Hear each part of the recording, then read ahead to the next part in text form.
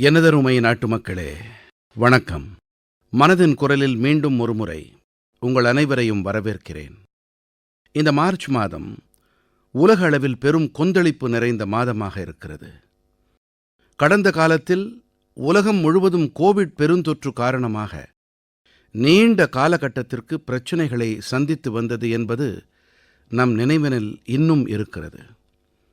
Corona பெருந்தொற்று என்ற சங்கடத்தை நாம் கடந்து வந்த பிறகு உலகம் புதிய முறையிலே வளர்ச்சிப் பாதையிலே முன்னேறிச் செல்லும் என்பது நம் அனைவரின் எதிர்பார்ப்பாக இருந்தது. ஆனால் உலகின் பல்வேறு பாகங்களில் தொடர்ந்து போரும் பிணக்குமான சூழ்நிலைகள் நிலவி வருகின்றன. தற்போது நமது அண்டைப்புறத்திலே ஒரு மாத காலமாகவே கடுமையான போர் நடைபெற்று வருகிறது. நமது லட்சக்கணக்கான குடும்பங்களின் நெருங்கிய உறவுகள் இந்த நாடுகளில் வசிக்கின்றார்கள். குறிப்பாக பாரசீக வளைகுடா நாடுகளிலே பணியாற்றி வருகின்றார்கள். அங்கே இருக்கின்ற 1 கோடிக்கும் மேற்பட்ட இந்தியர்களுக்கு அனைத்து விதமான உதவிகளையும் செய்து வரும் அனைத்து வளைகுடா நாடுகளுக்கும் நான் நன்றிக்கடன் பட்டிருக்கிறேன். நண்பர்களே, இப்போது போர் நடைபெற்று வரும் பகுதி நமது எரிசக்தி தேவைகளை நிறைவு செய்து வரும் பெரிய மையமாகும். இதன் காரணமாக உலகெங்கிலும் பெட்ரோல் டீசல் தொடர்பாக சங்கடமான சூழ்நிலை நிலவி வருகிறது. நமது உலகளாவிய தொடர்புகள், பல்வேறு நாடுகள் நமக்கு அளித்து வரும் உதவிகள் மற்றும் கடந்த 10 ஆண்டிலே நாடெங்கிலும் ஏற்பட்டிருக்கும் வல்லமை ஆகியவற்றின் காரணமாக பாரதம் இந்த சூழ்நிலைகளை உறுதியோடு எதிர்கொண்டு வருகின்றது. நண்பர்களே, கண்டிப்பாக இது சவாலான காலகட்டம்தான் என்பதில் ஐயமில்லை. நாம் அனைவரும் ஒன்றாய் இணைந்து இந்த சவாலான காலகட்டத்திலிருந்து வெளியேற வேண்டும் என்று மனதின் குரல் வாயிலாக நாட்டு மக்கள் அனைவரிடத்திலும் நான் விண்ணப்பித்துக் கொள்ளுகிறேன். அரசியல் செய்வோர் இந்த விஷயம் குறித்தும் கூட அப்படி செய்யக்கூடாது. இது தேசத்தின் 140 கோடி நாட்டு மக்களின் நலன்களோடு தொடர்புடையது. இதிலே சுயநலத்திற்கோ அரசியலுக்கோ எந்த இடமும் கிடையாது. இந்தச் சூழலில் யாரெல்லாம் புரளிகளை பரப்புகிறார்களோ அவர்கள் தேசத்திற்கு மிகப்பெரிய தீங்கை ஏற்படுத்துகின்றார்கள். விழிப்போடு இருங்கள். புரளிகள் உங்களை பாதிக்க அனுமதியாதீர்கள். அரசு தரப்பிலிருந்து உங்களுக்கு தொடர்ந்து அளிக்கப்பட்டு வரும் தகவல்களை மட்டுமே நம்புங்கள். அவற்றின் மீது மட்டுமே நம்பிக்கை வைத்து நடவடிக்கை மேற்கொள்ளுங்கள் என்று நாட்டு மக்கள் அனைவரிடமும் நான் வேண்டிக் கொள்ளுகிறேன். தேசத்தின் 140 கோடி மக்களின் வல்லமையால் எப்படி நாம் கடந்த கால சங்கடங்களை முறியடித்தோமோ அதேபோல இந்த முறையும் கூட நாம் அனைவரும் இணைந்து இந்த கடினமான சூழ்நிலைகளையும் மிகவும் சிறப்பான வகையிலே எதிர்கொண்டு மீண்டு வருவோம் என்பதில் எனக்கு பெரும் நம்பிக்கை இருக்கிறது. எனதருமை நாட்டுமக்களே, பாரதத்தின் சக்தி இங்கே இருக்கும் கோடானுகோடி மக்களிடம் பொதிந்திருக்கிறது. இப்படிப்பட்ட ஒரு சக்தி வாய்ந்த முயற்சி பற்றியே நான் இன்று மனதின் குரலில் தெரிவிக்க இருக்கிறேன். இது நாட்டு மக்களின் பங்களிப்பு உணர்வினை பிரதிபலிக்கிறது. ஞான பாரதம் ஆய்வு என்ற இந்த முயற்சி நமது பெருமைக்குரிய கலாச்சாரம் மற்றும் வளமையான மரபோடு தொடர்புடைய ஒன்று. நாடெங்கிலும் இருக்கும் மேனுஸ்கிரிப்ட்ஸ், அதாவது கையெழுத்து பிரதிகள் பற்றிய தகவல்களை ஒன்று திரட்டுவதுதான் இதன் நோக்கம். இந்த ஆய்வோடு இணைத்துக் கொள்ள ஒரு வழி எது என்றால் அது ஞான பாரதம் செயலிதான். உங்களிடத்திலே ஏதும் கையெழுத்து பிரதி இருக்கிறதா அல்லது அது பற்றிய தகவல் இருக்கிறதா? அப்படியென்றால் அதன் புகைப்படத்தை ஞான பாரதம் செயலியில் கண்டிப்பாக பகிர்ந்து கொள்ளுங்கள். ஒவ்வொரு பதிவோடு தொடர்புடைய தகவலும் சரிபார்க்கவும் படுகின்றன. ஆயிரக்கணக்கான கையெழுத்துப் படிகளை மக்கள் இதுவரையில் பகிர்ந்து கொண்டிருக்கிறார்கள் என்பது எனக்கு மகிழ்ச்சியை அளிக்கின்றது. எடுத்துக்காட்டாக அருணாச்சல் பிரதேசத்தின் நாம்சாயியைச் சேர்ந்த சாவோ நந்தி சின் லோகாங் அவர்கள் தாய் எழுத்தில் இருக்கும் கையெழுத்துப் படிகளை பகிர்ந்திருக்கிறார். அமிர்தசரஸிலே பாய் அமித் சிங் ராணா குர்முகி எழுத்திலான கையெழுத்துப் படிகளை பகிர்ந்திருக்கிறார். இது நமது மகத்தான சீக்கிய பாரம்பரியம் மற்றும் பஞ்சாபி மொழியோடு தொடர்புடைய கையெழுத்துப் படிகளாகும். பனையோலைச் சுவடிகளில் எழுதப்பட்டிருப்பவற்றை சில அமைப்பினர் அளித்தார்கள். ராஜஸ்தானத்தின் அபய் ஜெயின் நூலகம் செப்புத் தகடுகளில் பொறிக்கப்பட்டிருக்கும் மிகவும் பழமையான கையெழுத்துப் படிகளை பகிர்ந்து கொண்டிருக்கிறது. அதேபோல லத்தாக்கைச் சேர்ந்த ஹேமிஸ் மடாலயமானது திப்பெத்திலே இருக்கும் மிகவும் மதிப்புமிக்க கையெழுத்துப் படிகள் பற்றிய தகவல்களை அளித்தது. இங்கே நான் சில எடுத்துக்காட்டுகளை மட்டுமே அளித்திருக்கிறேன். இந்த ஆய்வு ஜூன் மாத இடைப்பகுதி வரை நடைபெற இருக்கிறது. நம்முடைய கலாச்சாரத்தோடு தொடர்புடைய விஷயங்களை முன்னெடுத்துச் செல்வோம், பகிர்வோம் என்று உங்கள் அனைவரிடத்திலும் கேட்டுக்கொள்ளுகிறேன். என் மனம் நிறை நாட்டுமக்களே, பாரதம் உலகின் மிகவும் இளமையான தேசம். தேசத்தின் இளைய சக்தி தேச நிர்மாணத்தோடு தொடர்பு கொள்ளும் போது மிகப்பெரிய உதவி கிடைக்கிறது. தேச நிர்மாணத்தின் இந்த பெரிய கடமையை ஆற்றுவதில் பெரும் பங்கு ஆற்றி வருவது என்னுடைய இளைய பாரதம், அதாவது மை பாரத் அமைப்பு. இந்த அமைப்பு தேசத்தின் இளைஞர்களை பல்வேறு ஆக்கப்பூர்வமான வழிமுறைகளோடு இணைத்து வருகிறது. மை பாரத் வாயிலாக பட்ஜெட் குவெஸ்ட் என்ற நிகழ்ச்சிக்கு தற்போதுதான் ஏற்பாடு செய்திருந்தார்கள். நாடெங்கிலும் இருக்கும் இளைஞர்களை பட்ஜெட் செயல்பாடு மற்றும் கொள்கை வடிவமைப்போடு இணைப்பதுதான் இதன் நோக்கம். இதோடு தொடர்புடைய வினாவிடை போட்டியிலே நாடெங்கிலும் இருந்தும் 12 லட்சம் இளைஞர்கள் பங்கெடுத்தார்கள். இதற்கு பிறகு சுமார் 1,60,000 பங்கெடுப்பாளர்கள் கட்டுரை போட்டிக்கு தேர்ந்தெடுக்கப்பட்டார்கள். இவற்றிலே சில கட்டுரைகளை படிக்கும் சந்தர்ப்பம் எனக்கு கிடைத்தது. நாட்டின் என்னுடைய இளைய நண்பர்கள் தேசத்தின் வளர்ச்சிக்காக எந்த அளவுக்கு தங்களுடைய பங்களிப்பை அளிக்க துடிப்போடு இருக்கிறார்கள் என்பது இவற்றிலிருந்து எனக்கு தெரிய வந்தது. தெலங்கானாவின் சூர்யாபேட்டிலிருந்து கோட்லா ரகுவீர் ரெட்டி, உத்தரப்பிரதேசத்தின் பாராபங்கியைச் சேர்ந்த சௌரப் பேஸ்வார், பிஹாரின் கோபால்கஞ்சைச் சேர்ந்த சுமித் குமார் ஆகியோர் விவசாயிகள் நலனோடு தொடர்புடைய விஷயம் குறித்து எழுதியிருந்தார்கள். பஞ்சாபின் மொஹாலியைச் சேர்ந்த ஆஞ்சல், ஒடிஷாவின் கேந்திரபாடாவைச் சேர்ந்த ஓம் பிரகாஷ் ரட் ஆகியோர் பெண்கள் தலைமையிலான வளர்ச்சியை முன்னெடுத்துச் செல்லும் வழிமுறைகள் குறித்து தங்களுடைய கருத்துக்களை வெளிப்படுத்தியிருந்தார்கள். ஹரியானாவின் யமுனா நகரிலிருந்து பிரதம் பரார், பசுமையான தூய்மையான பாரதமே வழமையான பாரதத்தை எட்ட தேவையான வழி என்று எழுதியிருக்கிறார். இதிலிருந்து அவருடைய ஆழமான சிந்தனா சக்தி வெளிப்படுகிறது. ஊரகப் பகுதிகளில் விளையாட்டுத் திறமைகளை அடையாளம் காண அதிக முயற்சிகள் மேற்கொள்ளப்பட வேண்டும் என்பது தில்லியின் சங் குப்தா அளித்திருக்கும் ஆலோசனை. நமது இளைய நண்பர்கள் திறன் மேம்பாடு மற்றும் வணிகம் புரிவதில் சுலபத்தன்மை குறித்தும் கூட தம்முடைய கருத்துக்களை முன்வைத்திருக்கிறார்கள். தங்களுடைய கருத்துக்களை பகிர்ந்து கொண்டு வரும் அனைத்து இளைஞர்களையும் நான் மனதார பாராட்டுகிறேன். இந்த கருத்துக்கள்தாம் தேசத்தை முன்னெடுத்துச் செல்ல முக்கியமான தேவைகள். என் கனிவான நாட்டுமக்களே, நாடெங்கிலும் இருக்கும் கிரிக்கெட் விசிறிகளுக்கு இந்த மாதம் உற்சாகம், ஊக்கம் நிறைந்த மாதம். பாரதம் T20 உலகக்கோப்பை என்ற வரலாற்று முக்கியத்துவம் வாய்ந்த வெற்றிப்பதிவை ஏற்படுத்திய போது நாடெங்கிலும் ஒரே சந்தோஷமயம். நமது அணியின் பிரமாதமான இந்த வெற்றி நம் அனைவருக்கும் பெருமிதம் ஏற்படுத்துகிறது. கடந்த மாதத்தின் நிறைவு பகுதியில் கர்நாடகத்தின் ஹுப்ளியில் மிகவும் சுவாரஸ்யமான ஒரு போட்டி நடந்தது. இந்த போட்டியில் வென்ற ஜம்மு காஷ்மீரத்தின் கிரிக்கெட் அணி ரஞ்சி கோப்பையை தன்னுடையதாக்கிக் கொண்டது. மிகவும் சந்தோஷமான விஷயம் என்னவென்றால், கிட்டத்தட்ட 70 ஆண்டுகள் நீண்ட காலகட்ட காத்திருப்புக்குப் பிறகு இந்த அணி தனது முதல் ரஞ்சி கோப்பை வெற்றி என்ற பதிவை ஏற்படுத்தியிருக்கின்றது. வரலாறு காணாத இந்த வெற்றி விளையாட்டு வீரர்களின் பல்லாண்டு கால தொடர் முயற்சிகளின் விளைவுதான். அணியின் தலைவர் பாரஸ் டோக்ரா மிகச் சிறப்பாக தம் திறமைகளை வெளிப்படுத்தினார். தமது தலைமையால் இந்த வெற்றிக்கு அவர் முக்கியமான பங்களிப்பு அளித்தார்.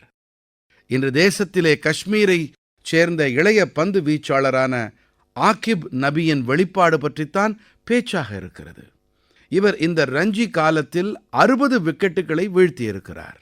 இந்த வெற்றியால் அணியின் வீரர்கள், பயிற்றுநர்கள் மட்டுமல்லாமல் ஜம்மு காஷ்மீரத்தின் மக்களும் புளகாங்கிதம் அடைந்திருக்கிறார்கள். கிரிக்கெட் மைதானத்தின் இந்த அருமையான செயல்பாட்டிற்கு பிறகு அங்கே இருக்கும் இளைஞர்களிடம் விளையாட்டுக்கள் மீதான உற்சாகம் மேலும் அதிகரித்து விட்டது. வரவிருக்கின்ற காலத்திலே பல இளைஞர்கள் விளையாட்டுகளில் முனைப்பு காட்ட இந்த வெற்றி உத்வேகம் அளிப்பதாக இருக்கும். ஜம்மு காஷ்மீரத்தின் மக்களிடத்திலே விளையாட்டுக்கள் தொடர்பாக அலாதியான ஈர்ப்புணர்வு இருந்து வந்திருக்கிறது. இப்போது பெரிய விளையாட்டு நிகழ்ச்சிகளை கூட நடத்தத் தொடங்கியிருக்கிறார்கள். கேலோ இந்தியா பனிக்கால விளையாட்டுப் போட்டிகள் விஷயத்திலே ஏற்கனவே குல்மர்க் அடையாளமாக ஆகிவிட்டது. கால்பந்தாட்டம் போன்ற விளையாட்டுக்கள் கூட இங்கே இளைஞர்களின் விருப்ப விளையாட்டாக இருக்கிறது. வரவிருக்கின்ற காலகட்டத்திலே ஜம்மு காஷ்மீரத்தின் விளையாட்டு வீரர்களின் வெற்றிப் பயணம் தொடர வேண்டும் என்று நான் விரும்புகிறேன். என் உளம் நிறை நாட்டு மக்களே, யார் விளையாடுகிறார்களோ அவர்களே வளர்வார்கள் என்று நான் அடிக்கடி கூறுவதுண்டு. அந்த அளவுக்கு பிரபலமாக இல்லாத விளையாட்டுக்களை கூட நமது நாட்டு இளைஞர்கள் இப்போது சொந்தமாக்கிக் கொள்ளத் தொடங்கியிருக்கிறார்கள் என்பதை காணும்போது மனதுக்கு இதமாக இருக்கிறது. உத்தரப்பிரதேசத்தின் திறமைசாலியான தடகள வீரர் குல்வீர் சிங் தனது திறமையை வெளிப்படுத்தியிருக்கிறார். சில வாரங்கள் முன்பாக நடந்த நியூயார்க் சிட்டி ஹாஃப் மாரத்தான் போட்டியில் கலந்து கொண்டு 3வது இடத்தை பிடித்து இவர் சாதனை படைத்திருக்கிறார். 1 மணி நேரத்துக்கும் குறைவான நேரத்திலே அரை மாரத்தான் போட்டியை நிறைவு செய்த முதல் பாரத நாட்டு தடகள வீரர் இவர்தான். ஸ்குவாஷ் விளையாட்டு வீரர் அனாஹத் சிங் அவர்கள் ஸ்குவாஷ் ஆன் ஃபயர் ஓபன் என்ற மிகப்பெரிய சர்வதேச போட்டியை வென்றிருக்கிறார். வெறும் 17 வயதே ஆன இவர் இந்த சாதனையை புரிந்திருக்கிறார். இதோடு கூடவே இவர் PSA உலக தரவரிசையிலே தலைசிறந்த 20 வீரர்கள் பட்டியலில் மிக குறைவான வயதிலே இடம்பெற்ற முதல் ஆசிய பெண்ணாகவும் ஆகியிருக்கிறார். அதேபோல அஸ்மிதா அத்லெட்டிக்ஸ் லீக் பற்றிய தகவலும் என்னிடத்தில் இருக்கிறது. இதிலே மார்ச் மாதம் 8ஆம் தேதியன்று பெண்கள் தினத்தன்று பல விளையாட்டு நிகழ்ச்சிகள் மிக பிரமாதமாக நடந்தன. இந்த போட்டியிலே சுமார் 2 லட்சம் பெண்கள் பங்கெடுத்துக் கொண்டார்கள். இதை காணும்போது பாரதத்தின் பெண் சக்தி தேசத்தின் விளையாட்டுக்கள் துறையை மாற்றியமைப்பதில் முக்கியமான பங்காற்றி வருகிறது என்பது மகிழ்ச்சியை அளிக்கிறது. நண்பர்களே, நீங்கள் அனைவரும் உங்களுடைய உடலுறுதி மீது கண்டிப்பாக கவனம் செலுத்துங்கள் என்று நான் எப்போதுமே உங்களிடத்திலே கேட்டுக்கொண்டிருக்கிறேன். சர்வதேச யோகக்கலை தினத்துக்கு இன்னும் 100 நாட்களுக்கும் குறைவான காலமே இருக்கிறது. உலகம் முழுவதிலும் யோகக்கலை மீதான ஈர்ப்பும் தொடர்ந்து அதிகரித்த வண்ணம் இருக்கிறது. ஆப்பிரிக்காவின் ஜிபூத்தியிலே அல்மிஸ் அவர்கள் தன்னுடைய அரவிந்த யோகா மையம் வாயிலாக யோகக்கலையை தொடர்ந்து முன்னெடுத்துச் சென்று வருகிறார்.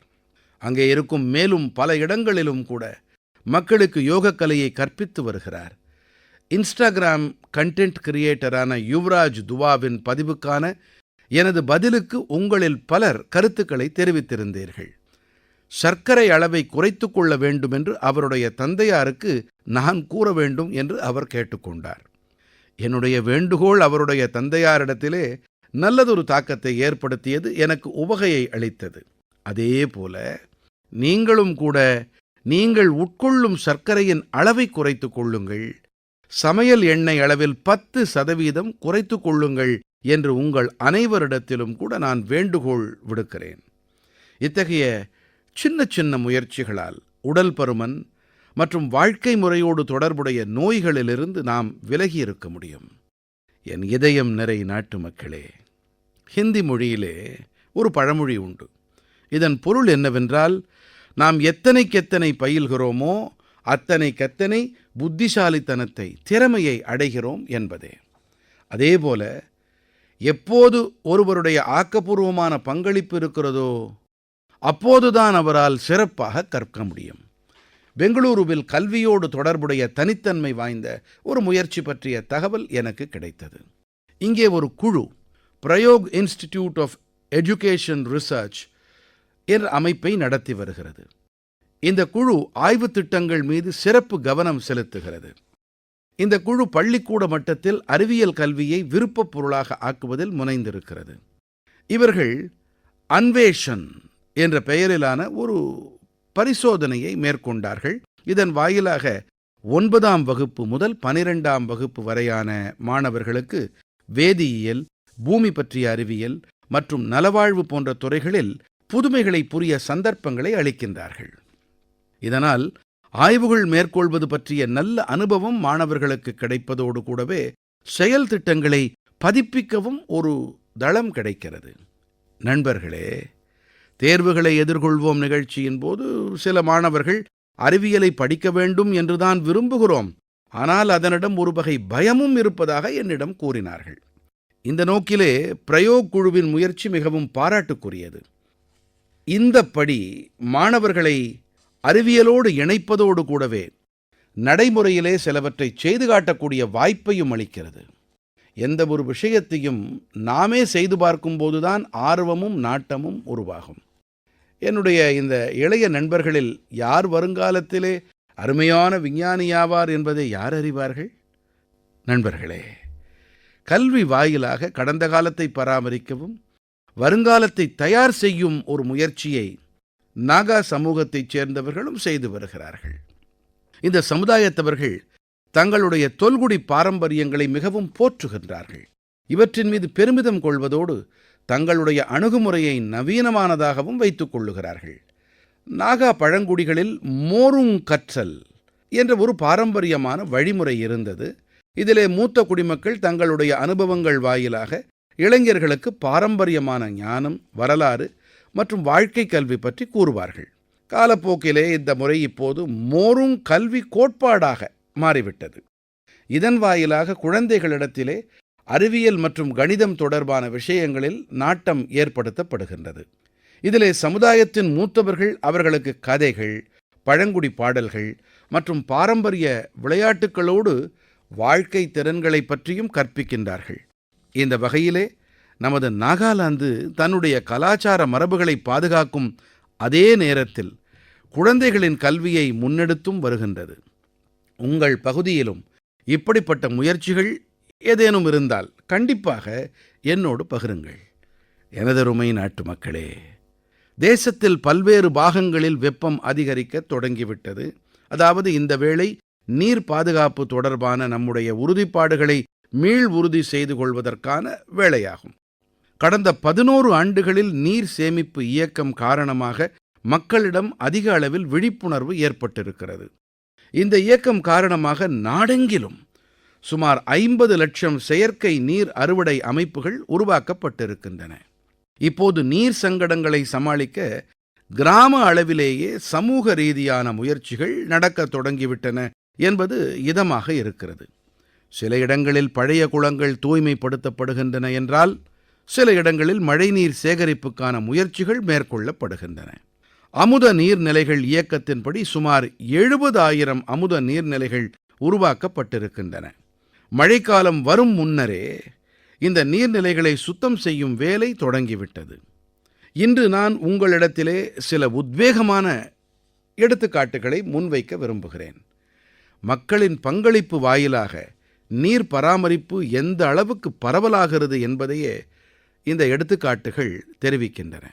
நண்பர்களே, திரிபுராவின் ஜம்புயி மலைகளில் இருக்கும் வாங்கமுன் கிராமம் 3000 அடி உயரத்தில் இருக்கிறது.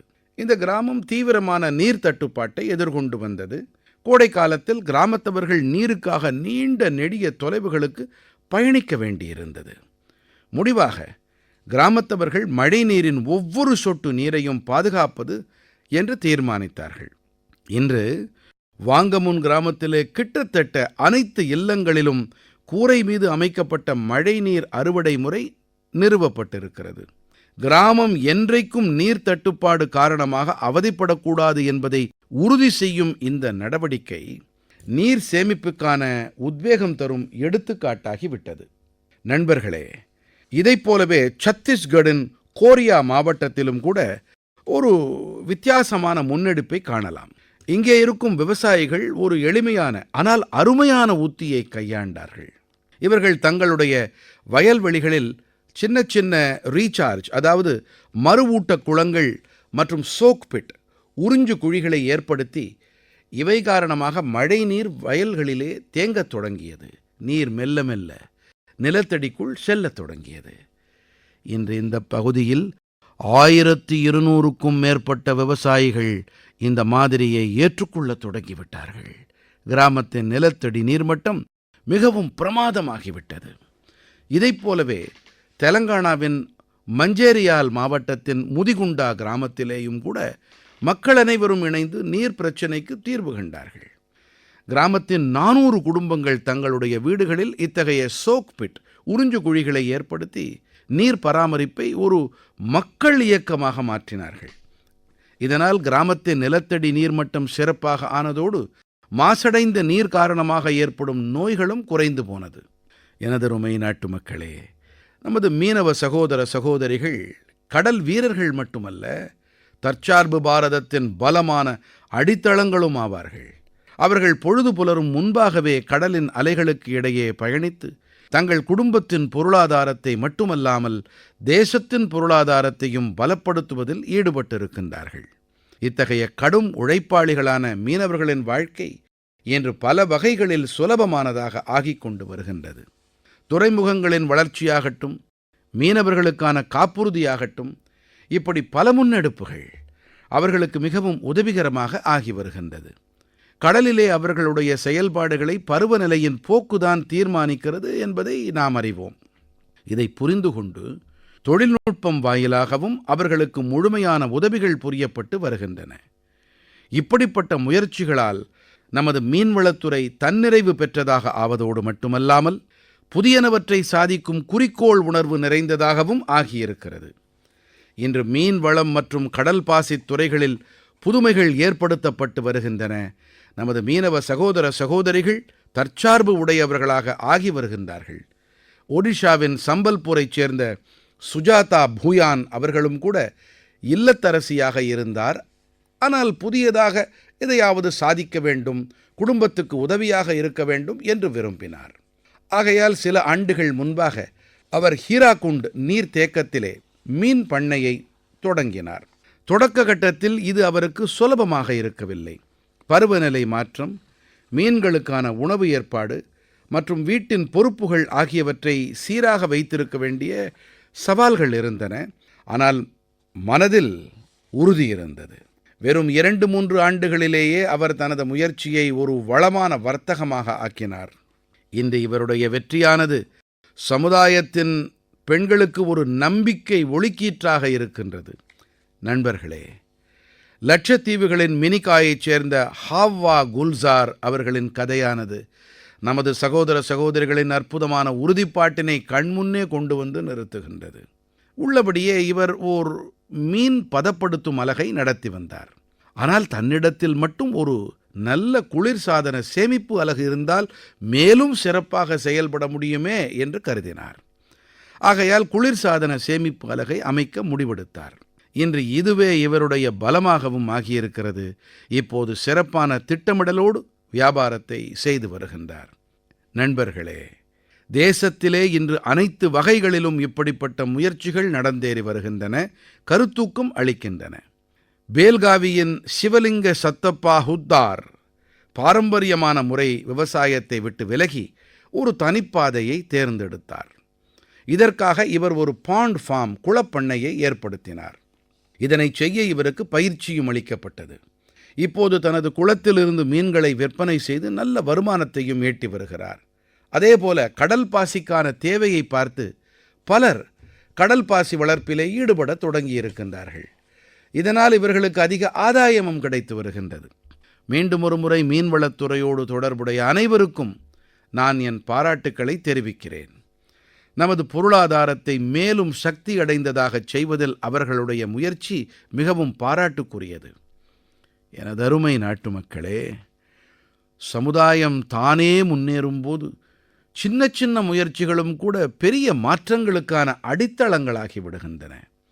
நமது தேசத்திலே பல்வேறு பாகங்களில் இப்படிப்பட்ட பல எடுத்துக்காட்டுகள் தென்படத் தொடங்கியிருக்கின்றன. இவையெல்லாம் நமக்கு இந்த கற்றலைத்தான் அளிக்கின்றன. உத்தரப்பிரதேசத்தின் வாராணசியில் உள்ளெழுச்சி அளிக்கக்கூடிய ஒரு முயற்சியை தற்போதுதான் காண முடிந்தது. அங்கே ஒரே மணி நேரத்திலே 2,51,000க்கும் அதிகமான மரங்கள் நடப்பட்டு ஒரு புதிய கின்னஸ் உலக சாதனை படைக்கப்பட்டது.